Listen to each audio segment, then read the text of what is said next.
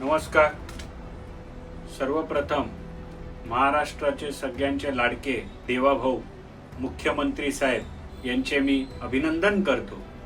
तसेच चंद्रशेखर बावनकुळे साहेब, तसंच गिरीश महाजन साहेब, तसेच वसईचे आमदार स्नेहाताई दुबे पंडित व आमचे सगळ्यांचे लाडके नालासोपाराचे आमदार राजन अप्पा नाईक व आमचे खासदार साहेब हेमंतजी सावरा साहेब या सगळ्यांच्या मार्गदर्शनाखाली आपल्याला कल्पना आहे की पालघर जिल्ह्यामध्ये अतिवृष्टी आली होती आणि त्या अतिवृष्टीच्या याच्यामध्ये वसई विरारला नुकताच पालघर जिल्ह्यामध्ये या देवाभाऊंनी ही निधी प्राप्त केलेली आहे.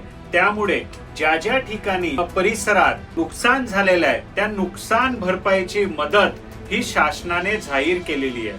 शासनाने आता जाहीर केलेली मी थोडक्यात आपल्याला वाचून सांगतो. त्या ठिकाणी संपूर्ण नागरिकांनी त्याची कागदाची पूर्तता करावी व आपण या नुकसान भरपाईसाठी थेट सरकार ही त्यांच्या खात्यामध्ये पैसे जमा करणार आहे. त्यामुळे सर्वांनी कायदेशीर प्रक्रिया पूर्ण केल्यानंतर आपल्या खात्यात जमा होणार आहे ते पैसे. पूरग्रस्त कुटुंबांना जिथे जिथे कपडे व घरगुती नुकसान झालेले आहेत त्या लोकांना 10,000 देणार आहेत. पूर्णपणे उद्ध्वस्त झालेल्या पक्क्या आणि कच्च्या घरांसाठी 1.5 लाख रुपये मिळणार आहेत. काही प्रमाणात नुकसान झालेल्या घरांसाठी 15 ते 20,000 देणार आहेत. पूर्णपणे नष्ट झालेल्या झोपडींसाठी 15,000 रुपये देणार आहेत.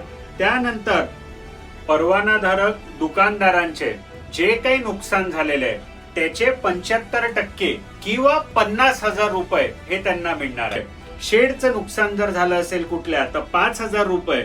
मच्छीमार बोटी व यांचं नुकसान झालं असेल तर 10,000 रुपये. मच्छीमारांच्या बोटी पूर्णपणे नुकसान झाले असेल तर 25,000 रुपये.